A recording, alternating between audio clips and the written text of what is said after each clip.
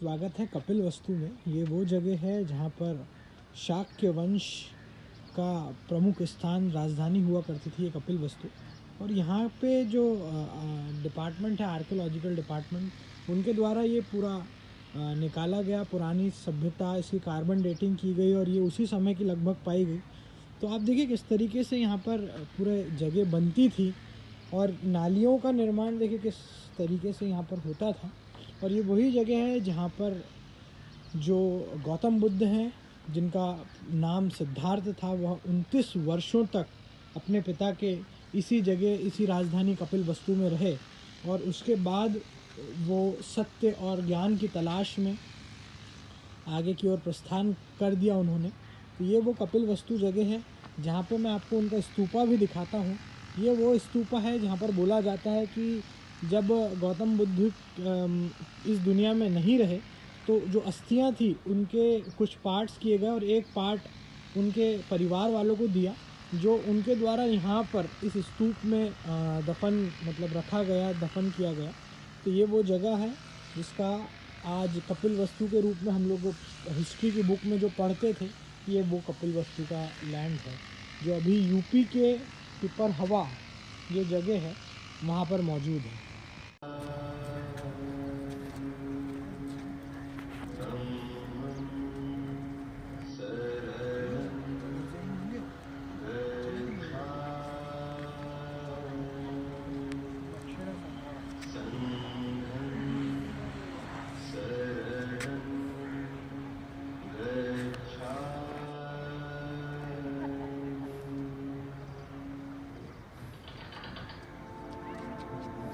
कपिलवस्तु यही है शाक्य मुनि महात्मा बुद्ध का गृह नगर।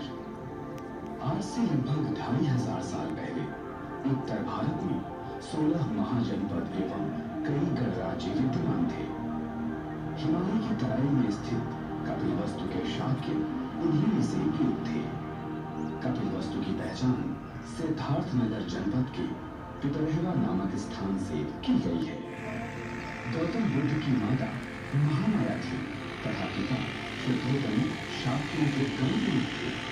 महामाया ने स्वप्न देखा कि अलौकिक सरोवर में चारों दिशाओं के पत्नियों के साथ स्नान करते समय एक विशाल हाथी अपने सूंड में कमल पुष्प लेकर उनके गर्भ में प्रवेश कर गया। ये संकेत था बुद्ध को जन्म का। कपिलवस्तु से अपने मार्ग के जाते समय महामाया ने लिंगनी नामक स्थान पर 563 ईसा पूर्व पूर्णिमा के दिन एक बालक को जन्म दिया जिसका नाम सिद्धार्थ रखा गया। ज्योतिषियों की भविष्यवाणी थी कि राजकुमार या तो चक्रवर्ती सम्राट होगा अथवा एक महान उपदेशक। अंततः ये भविष्यवाणी सत्य सिद्ध हो गई। भ्रमण के दौरान एक वृद्ध की जरावस्था, एक बुजुर्ग व्यक्ति की पीड़ा और एक मृतक के सम्मानों का विलाप देखकर सिद्धार्थ व्यथित हो गए। अंत में एक सुनिश्चित परिव्राजक सन्यासी को देखकर उन्होंने अपना लक्ष्य तय कर लिया और 29 वर्ष की युवावस्था में राजसी वैभव का परित्याग कर सत्य की खोज में निकल गए। अपनी नेत्रालीय पत्नी एवं पुत्र को पीछे छोड़ गृह की ये घटना इतिहास में महाभिनिष्क्रमण के नाम से प्रसिद्ध है। 6 वर्षों की कठोर साधना, अपने साथियों के तिरस्कार और अनेकों विचित्र घटनाओं के पश्चात अंततः बोधगया में निरंजना नदी के तट पर बोधिवृक्ष के नीचे मार्ग के विभिन्न युद्धों पर विजय प्राप्त करते हुए वैशाख मास की पूर्णिमा को संबोधि प्राप्त हुई। सिद्धार्थ अब बुद्ध हो गए। इसके तत्काल बाद बुद्ध सारनाथ के ऋषि तप्तन मृगदाव पहुंचे और अपने 5 साथियों को ही पहला धर्मोपदेश दिया। इस घटना को धर्म चक्र प्रवर्तन कहा गया है।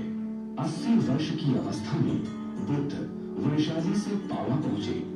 चुंद नामक अनुयायी के यहाँ भोजन किया और भोजनोपरांत अतिसार से पीड़ित हो गए। इसी अवस्था में बुद्ध दूसरे दिन अपने अनुयायियों के साथ कुशीनगर पहुंचे। इस घटना को महापरिनिर्वाण के रूप में जाना जाता है। अपने जीवन काल में ही बुद्ध ने अपने चचेरे भाई और प्रिय शिष्य आनंद से अपने निर्वाण के पश्चात अपने धातु अवशेषों पर स्तूप निर्माण की इच्छा व्यक्त की थी। उनके अवशेषों को 8 दावेदारों में विभाजित किया गया था और प्रारंभ में इन्हीं अवशेषों के ऊपर मिट्टी के अंडाकार शारीरिक स्तूप बनाए गए। कपिलवस्तु का स्तूप इन्हीं प्रारंभिक स्तूपों में से एक है। बौद्ध साहित्य में कपिलवस्तु की चर्चा एक वैभवशाली नगर के रूप में प्राप्त होती है, परंतु 3वीं शताब्दी ईस्वी के बाद चीनी यात्रियों के विवरण के